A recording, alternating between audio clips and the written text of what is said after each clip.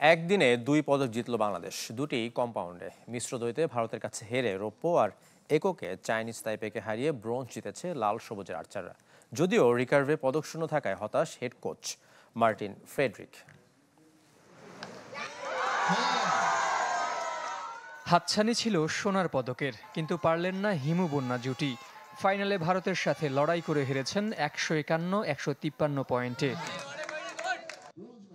দুই আর্চারের ক্যারিয়ারে তো বটেই, কম্পাউন্ড বিভাগে দেশের ইতিহাসেই সেরা অর্জন এই রৌপ্য পদক। এশিয়া ও বৈশ্বিক মঞ্চে এতদিন লাল সবুজের সব সাফল্য ছিল রিকার্ভে। ইতিহাস গড়ে গর্বিত হলেও সোনার আক্ষেপে পড়ছেন বন্যা। এখন আফসোস হচ্ছে, মেডেল নিতে গেছি তখন আফসোস হচ্ছে যে ফার্স্ট এন্ডটা যদি আমরা একটু ধরে আর কি, যাই হোক এনিহাও হয়ে গেছে, ওটা তো আর ফিরে আনতে পারবো না। বাট ওটাতে একটা জিনিস শিখতে পারছি যে না, এটা আর করা যাবে না বা নেক্সট টাইমে হবে না। এর আগে আমাদের ইভেন্টে কখনোই মেডেল অর্জন করতে পারিনি আমরা, তো এবার যেহেতু পেরেছি তাহলে এরপর আর চেষ্টা থাকবে যেন এর থেকে ভালো কিছু অর্জন করতে পারি। ঢালাইয়ের সেরা প্রিমিয়ার সিমেন্ট।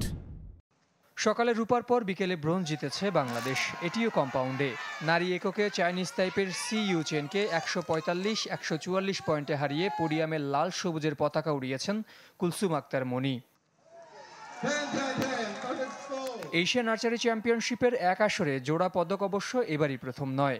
2021 সালে ঘরের মাঠে 2 পদক জিতেছিল স্বাগতিকরা, তবে সেবার ছিল রিকার্ভ, এবার ঠিক উল্টো।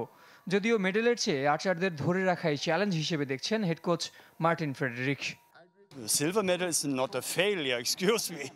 রৌপ্য পাওয়া তো খারাপ কিছু নয়, যদিও স্বর্ণ জিতলে আরো ভালো লাগতো।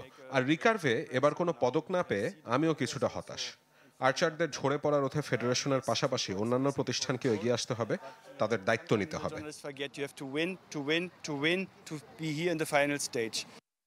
শুক্রবার শেষ হচ্ছে এবারের এশিয়ান আর্চারি চ্যাম্পিয়নশিপ। নিষ্পত্তি হবে রিকার্ভের 5 স্বর্ণের, যে লড়াইয়ে নেই বাংলাদেশ। জহির সাগর, চ্যানেল 24, ঢাকা।